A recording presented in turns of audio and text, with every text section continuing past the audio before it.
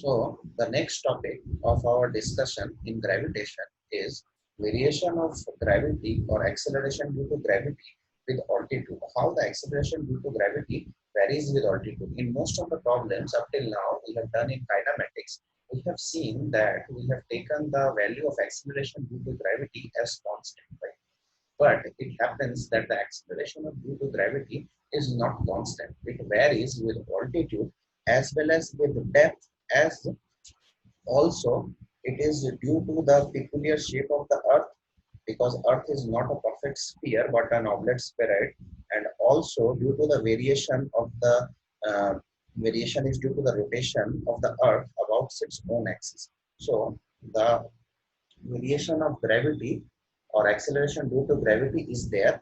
So first case we will discuss is variation of the acceleration due to gravity with altitude. So let us consider this is earth whose mass is m and the radius r, and there is a body whose mass is small m, which is at a height of small h from the surface of the earth. So now if we apply Newton's law of gravitation on these two bodies, then the force of attraction between these two bodies will be given by capital G, capital M, mass of the earth, and small m, mass of that body, divided by the distance square. The distance square is now, what is the distance between them now? The radius of the earth plus the height at which the body is present. So the total distance between them is now r plus h. So the distance is r plus h, and so the formula is g capital M small m by r plus h whole square. So what will be the acceleration due to gravity at this point? The acceleration due to gravity at this point, g will be g dash, not g but g dash, because we are not considering the surface of the on the surface of the earth. So g dash will be small m will be cancelled out. So g dash will be capital Gm by r plus h whole square. But we know if the body had been on the surface of the earth, then what would have happened? Then instead of r plus h, we would have gotten r square. We already know the formula for acceleration due to gravity on the surface of the earth, which is Gm by r square. So now g dash by g is equal to r square by r plus h whole square.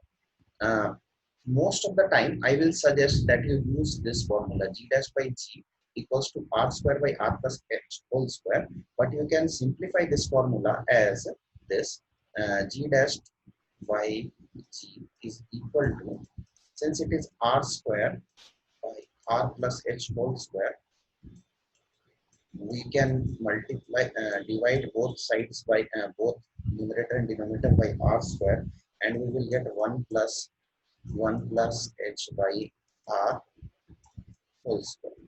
This is what we get.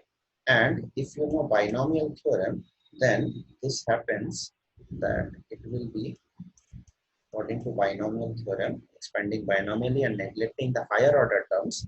If we expand this binomially and neglect the higher order terms, then we can write it as, let me do one more step, 1 plus h by r the power minus 2, and this will give, by expanding binomially, 1 minus 2h by r. There will be other terms, but we have neglected those terms, right? But we will neglect those terms. So finally, what we will get is g dash will be equal to g 1 minus 2h by r, 1 minus 2h by r, which means that as the height increases, if we increase in the height, means if we go up from the surface of the earth, then this is increasing. If this increases, then this whole term becomes, if this increases, this term gets lowered, and g dash become g dash will be less than g, means if h goes up, h increases, acceleration due to gravity decreases, acceleration due to gravity decreases. Okay. So you, hello.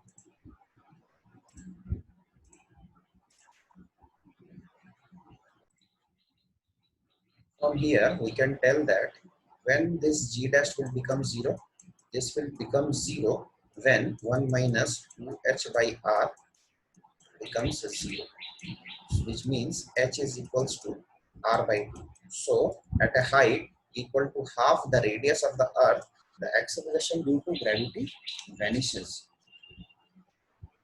Understood? Is it possible? No, this is not possible. This does not happen.